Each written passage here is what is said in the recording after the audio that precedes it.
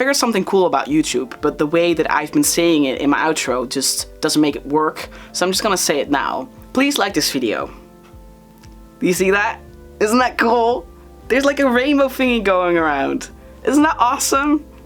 Might as well like it.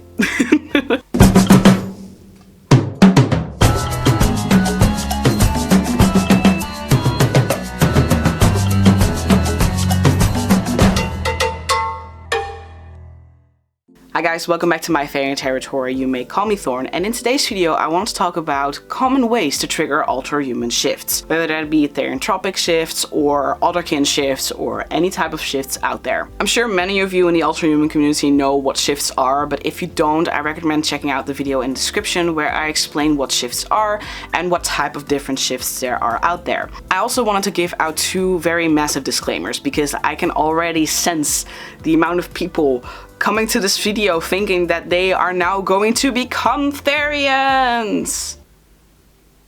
If that's the case, you might want to do a little more research before watching this video. So the first disclaimer is that not all alter-human shifts, not all Therians, not all Otherkin are able to shift. And it's also not something that you are supposed to be able to do in order to call yourself a Therian or Otherkin. However, it is a very common occurrence. Shifts are not the ultimate experience or anything. There are many types of alter-human experiences out there, so if you're not able to shift, don't panic. It's fine.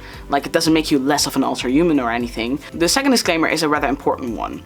Self-induced shifts, meaning that you trigger a shift on purpose, are not reliable when you are trying to figure out whether you are alter-human, whether you are a Therian or Otherkin, or trying to figure out a Theritype or a kin type for that matter. Because as soon as you trigger a shift on purpose, it's no longer involuntarily, and being a Therian and Otherkin is not a choice. So when you are trying to figure out if you are a Therian or Otherkin, voluntarily triggering a shift is not going to help you. So this video is not in any way meant to help you turn into a Therian or turn into Otherkin, because that's just not possible. Then you might be wondering, then Thorn, why are you making this video in the first place? Well, for starters, shifting can be a lot of fun, first of all. Not always, of course, but especially if you induce one yourself, it's usually quite fun. Second of all, if you are alter-human, shifting might bring a lot of comfort to you and might even be a little soothing if you're not feeling very well. And third of all, it might be very useful to otherlinkers. Otherlinkers are alter-humans who voluntarily decide to identify as something alter-human or different than human. So when you are otherlink and you are purposely looking into a link type and wanting to be that non-human creature or whatever you are,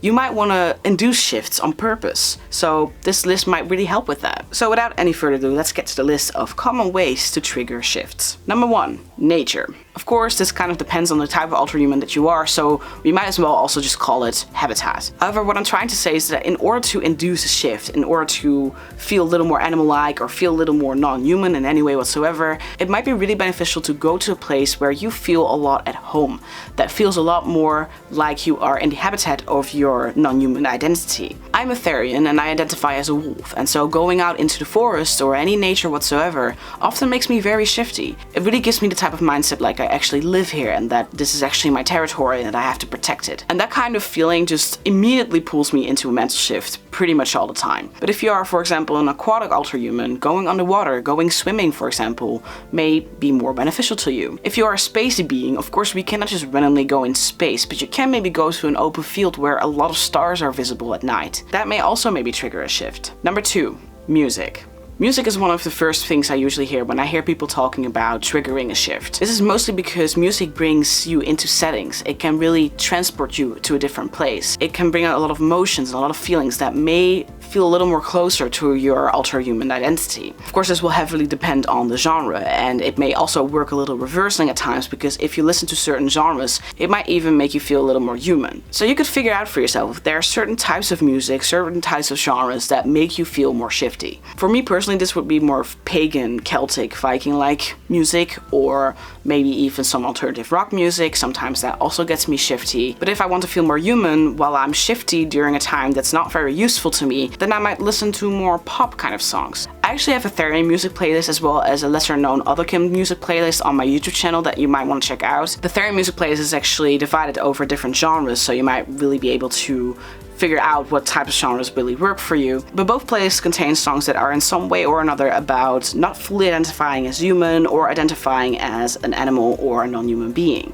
Number 3. Movies. Movies also have the ability to really put you into a type of setting where you may feel a lot more non-human than usual. There are so many movies out there that it would be weird if there weren't any movie that represents your ultra-human identity in some way or another. My Discord server actually has a whole list of different types of movies classified by different types of non-human beings, so you might want to check that out. There's certainly a couple of movies out there that if I watch it, I just instantly become shifty. As a wolf, of course, the best examples I can give are my all-time favorite movie, Wolfwalkers, the Wolf movie from 2021, which is rated R, so you might want to be careful with that, but like, that movie is literally about clinical zoanthropy and species identity disorder and species dysphoria and stuff, so the amount of movies out there are endless, so definitely check it out. And of course, be sure to check out if there's any documentaries out there that may contain your ultra-human identity. Number 4, meeting other ultra-humans. This is something I can definitely recommend if you are able to meet up with other ultra-humans out there. Most of my experience, of course, comes within the Therian community, and when I am out there with other Therians, I instantly become shifty because we can just literally be animals together, which is just so much fun. Not only that, but the other ultra-humans might actually see you for who you are as an ultra-human, which can already be really shifty of itself. You get the freedom to be able to express yourself as your ultra-human self, which is just already so freeing and so incredible.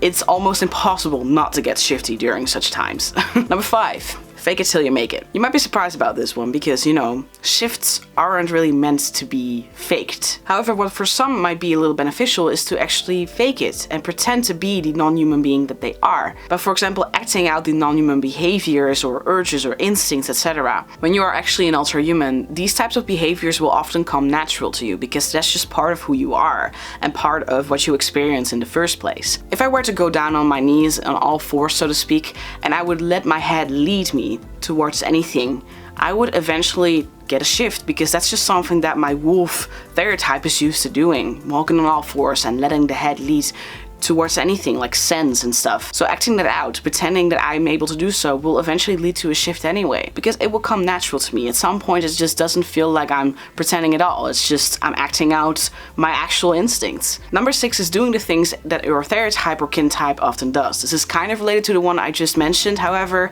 there is a lot more to it. Say for example your ultra-human identity is a carnivore. If you start eating a lot of meat, it may eventually get you shifty. You're not pretending, you're just acting out something that you are used to doing as your ultra-human self. So doing things that is related to the being that you identify as may often get you shifty. Number 7, emotions. This isn't necessarily something you can do on purpose. Emotions will come and go as they are. Of course, you can try to trigger emotions, but that's about it. It is basically a shift that is being triggered because you are experiencing a certain type of emotion, whether that be happiness, sadness, anger, or anything alike. This is also called an emotional shift. One of the most shift-inducing emotions for me is actually fear. If I feel fear all of a sudden and I feel anxious about something that is sometimes maybe even a little bit irrational, I might express this through a more wolf-like way because that's just something that makes me shifty. Sometimes it even gets me in kind of like a wolf panic mode, which is like an episode where I cannot help but express my fear through a wolf-like way, and that's just, it kind of really sucks actually. So that's not the type of shift that I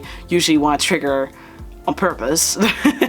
But anyway, there's also shifts induced by happiness, which for example may happen if you are meeting other ultra-humans in real life. So this is not one to induce voluntarily, but it's definitely a common trigger. Number 8, expression. Expressing your ultra-human self often helps you connect with your ultra-human identity. For some ultra-humans, connecting with their ultra-human identity may get them shifty. And with expression, I mean doing any type of art, wearing any type of gear, anything that helps you connect to your ultra-human identity. To name a very straightforward example, if I were to draw myself as a human, but I drew myself with wolf ears, I would definitely get a phantom shift. I would feel those ears because that's just something that is being triggered. Being able to picture it like that and being able to express it like that might actually be beneficial to you. Those were all the points that I could think of within my list. If I missed any, be sure to comment it down below, and also definitely be sure to comment down below your shift triggers because I'm very curious to learn what they are. Before I wrap up this video, I did want to express an observation I've made through the Therian community, but it might also be relevant to the entire ultra-human community. What I've experienced is that there's a significant difference between ultra-humans who experience shifts mostly when they are comfortable